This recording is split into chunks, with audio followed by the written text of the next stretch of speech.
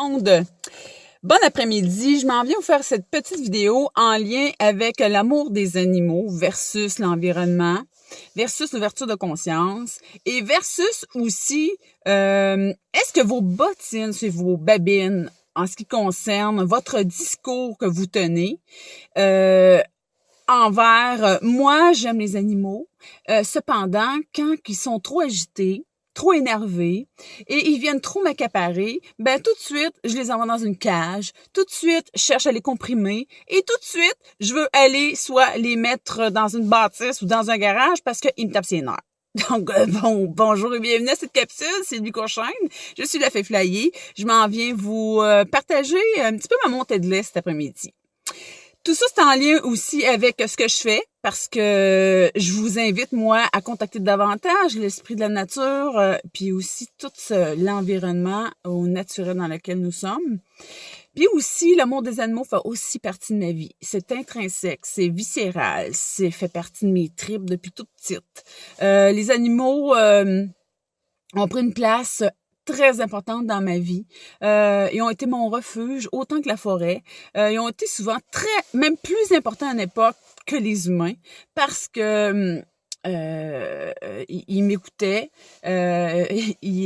Comment dire, ils étaient d'une grande écoute quand je me suis retrouvée dans des époques où, dans des moments où je me sentais très seule. Donc, la petite capsule, c'est en lien avec une situation où j'ai vécu, que la personne elle a un chien, et puis elle aime son chien.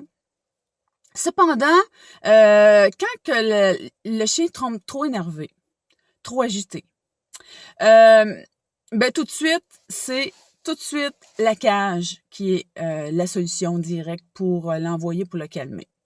Moi, selon moi, si on a un animal, c'est pour qu'on s'en occupe. C'est sûr qu'un chien, ça bouge. Un chien, ça s'agite. Un chien, ça l'aime jouer. Un chien, ça l'aime son maître aussi, puis c'est content quand ça le voit. Donc, on a une responsabilité, nous, en tant qu'humains, c'est de s'en occuper. Hein? C'est vraiment de voir à ses besoins. Et le besoin du chien, c'est pas juste manger, c'est pas juste boire de l'eau, c'est aussi aller le faire courir, le faire bouger à l'extérieur et aussi moi, j'en profite pour dire aussi que l'animal, ben, c'est un bon moyen de faire grandir notre joie.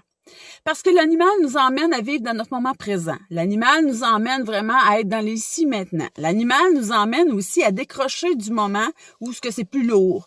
Donc, moi, je considère que c'est vraiment c'est un outil extraordinaire pour nous aider à grandir. Mais si à chaque fois que nous avons qu'on est contrarié parce qu'il est agité, on n'est pas capable d'avoir le contrôle, ou tout de suite on va essayer de le casser avec une direction très déterminée. On va tout de suite l'envoyer chez le dresseur, puis on va tout de suite utiliser une façon très militaire de le faire entrer dans un rang. Mais moi, à mon avis, pour moi, ça passe pas. Moi, ça passe pas. Non. Moi, je sais pas si vous êtes comme moi.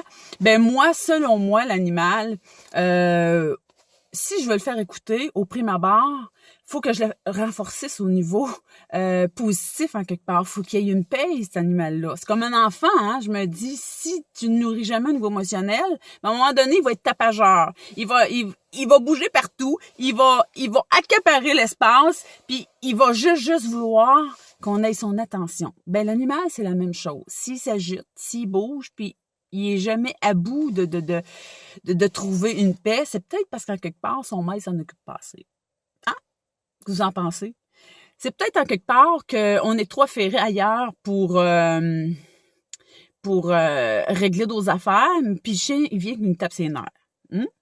Parce qu'un chien, un animal, que ce soit un chien, un chat, peu importe, ben c'est un contrat de vie.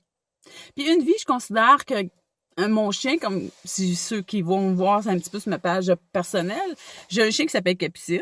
Et puis, quand que j'ai décidé d'avoir ce chien-là, l'éleveur m'a dit, est-ce que tu es consciente que tu en as pour 15 ans? 15 ans. Donc, j'étais consciente que je m'engageais à donner des soins à cet animal-là pendant 15 ans minimum.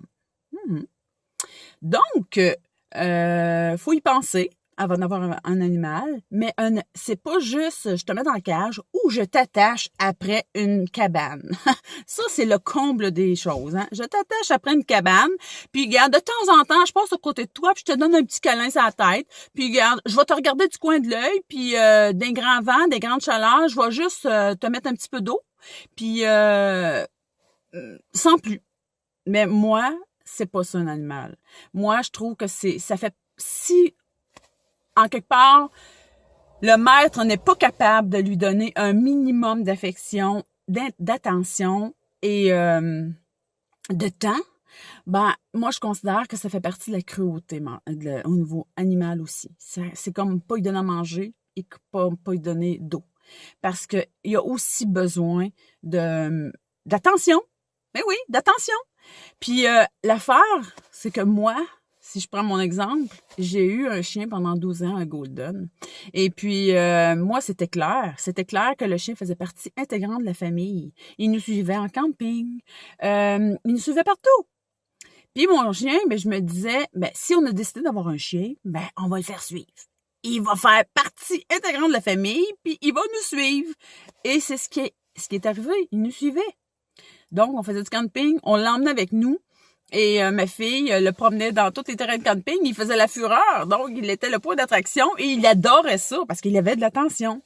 Donc, s'il vous plaît, si vous avez des animaux, mes amis, considérez qu'ils ont plus des besoins. Ils ont des besoins au-delà que de la nourriture et de l'eau. C'est bien plus grand que ça. Et notre engagement quand on a des animaux aussi, c'est que c'est beaucoup plus grand que juste physique et matériel. Ils sont des porteurs au niveau de l'essence, au niveau de l'âme. C'est des êtres qui sont avec... ils ont vraiment une... ils nous aident à être dans le moment présent. Je suis très, très touchée parce que moi, les animaux me touchent beaucoup. Donc, et tout ce qu'ils veulent, eux autres, c'est vraiment avoir notre attention et tout. Ils veulent avoir de l'amour. C'est ce qu'ils veulent. Donc, j'espère qu'avec ces petites vidéos, je vous ai aidé un petit peu à faire une petite prise de conscience. Puis moi, ça m'a fait faire un petit peu... ça m'a permis de m'exprimer là-dessus parce que je trouve que vraiment, les gens, ils réduisent l'essence et le sens de l'animal à juste un compagnon comme ça, un petit compagnon de vie, c'est tout. C'est beaucoup plus grand que ça. Ils aident les animaux à monter la fréquence au niveau terrestre. Ils aident aussi à nous ramener dans le moment présent. Et ils sont des grands guérisseurs au niveau de l'âme.